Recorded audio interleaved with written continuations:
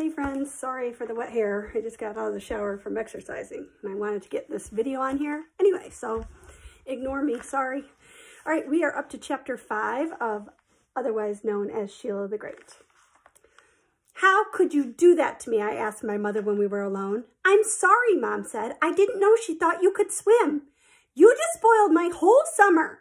Oh, really, Sheila? Let's not make a big thing out of it. Just when she wanted to be my friend, my first real live girlfriend, you had to go and ruin everything. Well, I'm never going to learn to swim, so there. You have to, like it or not, Mom said. Otherwise, it isn't safe to go near the water. I'll never go near the water. Then you won't even have to worry. Daddy and I have discussed it, and we both agree that you must learn to swim, even if it takes all summer. And that is that. You can't make me, I cried. Sheila, you are being unreasonable. Daddy and I tried very hard to be understanding. We don't force you to go near Jennifer. We know how you feel about spiders. And when you hear noises in the middle of the night, we try to find out what's causing them. But we are going to insist that you learn how to swim. I'll sink, I said. They'll find me on the bottom of the pool, and that will be the end of me. I don't think that will happen, Mom said. Now get into the car. Mom tooted the horn, and Libby came running out of the house. She was wearing her bikini. She looked like a skeleton. Can we take Jennifer with us? Libby asked. No, I said. I'm not asking you. Can we, Mom? I bet she's dying for a little ride in the car. You promised, I reminded my mother. Better leave her home, Libby, Mom said. Some poor people to spoil all the fun, Libby snapped. There are people who get hives from dogs, I told Libby. Did you ever think of that? But you don't. I think I do. You're a liar, Libby yelled. Isn't she a liar, Mom? What do you mean you think you get hives from dogs, Mom asked me. I do. I get them inside where you can't see them, but I know they're there. I'm positive I'm allergic to dogs. Oh, Sheila, Mom said. Jennifer stood up and barked then. I'm sure she was laughing at me. I hate that dumb old dog.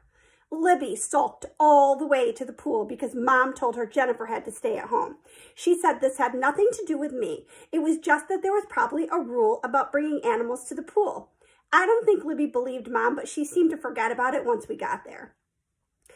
The swimming pool is round at the deep end and curved at the other. My mother says it is kidney-shaped. I wonder if my kidneys are shaped like that. When I get home, I will have to look it up in my encyclopedia and find out. There are 2 diving boards. One is up high and the other is medium. Each family has a tiny dressing room with their name on the door. Ours says Egrin.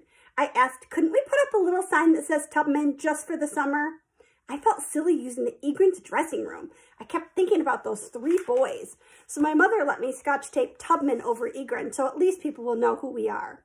Libby doesn't care about going to the beach anymore because the pool is full of boys. Besides the lifeguards and the pool boys who work there, plenty of other boys come just to swim. My sister in her new bikini thinks she's the greatest. But after she saw my swimming teacher, she asked my mother to sign her up for lessons too. My teacher, Marty, is what Libby calls terrific. I do not care one way or the other what my swimming teacher looks like because I don't ever want to swim. I know I won't be able to. I know I will sink to the bottom and everyone will laugh and Marty will have to save me. I told him this right off when my mother signed me up for 15 private lessons. I'll never be able to swim, I said. Sure you will, Marty told me. No, I mean it, I won't. Anybody can learn to swim, Marty said. Well, I'm never going to put my face in the water. I'll tell you that. Sure you will. It's easy. There's nothing to be afraid of. Afraid? Me? Is that what you think? Marty just smiled. I am not afraid of anything, I told him. Nothing. I just think it's dumb of my mother to waste her money on swimming lessons because if I felt like it, I could jump right in and swim as good as anybody. That's great, Marty said. Tomorrow you can show me how you do that. I didn't answer him. That night, Libby begged my parents for swimming lessons. You swim very well now, Mom told her. But think of like all Marty could teach me, Libby said. You don't need him to teach you anything, Daddy told her. Now that's that. Sheila gets all the good things, Libby cried. It's not fair. You can have my lessons, I said, all 15 of them. But Daddy and Mom said, oh no, together. The next afternoon, I told Mom that I had an awful stomach ache and I couldn't possibly go to the pool. She gave me a spoon of pink peppermint stuff and told me I'd be fine in a few minutes. When we got to the pool, I told her I had a sore throat and that people with sore throats shouldn't go swimming. Mom said it was probably just an allergy to the trees. Since when am I allergic to trees?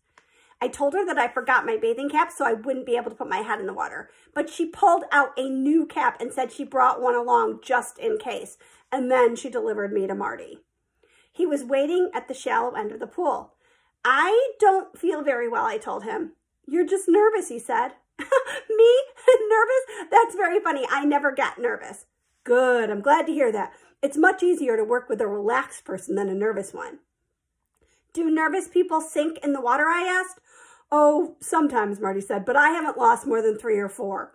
I stepped away from him. Hey, that's a joke, Sheila. I know, I said. Don't you think I know a joke when I hear one? Come and sit down at the edge of the pool, Marty said, lowering himself into the water. I'll get wet first. I wish there weren't so many people around. If I had to take lessons, why couldn't I take them in the middle of the night when nobody could see me? Now, the first thing I'm going to show you is how to blow bubbles. Watch this. Marty put his face into the water and big bubbles came up. Soon he raised his head and said, you see, you just blow bubbles. It's a cinch. I told you, I said, I'm not putting my face in the water. I can't teach you to swim if you don't. Well then, I guess you won't be able to teach me. I stood up and started to walk away. Wait a minute, Sheila. Marty reached out and grabbed my ankle. Get wet first before you make up your mind. My mind is made up, I said. Well, get wet anyway. I might get fired if you don't at least get wet. I didn't want Marty to lose his job because of me, so I walked down the 3 steps and stood in the water up to my waist. It's too cold for me, I said. I'll get pneumonia or something. I'm getting out. Sheila, this pool must be 80 degrees today. You're not going to catch anything. Marty scooped me up and started walking around the pool with me.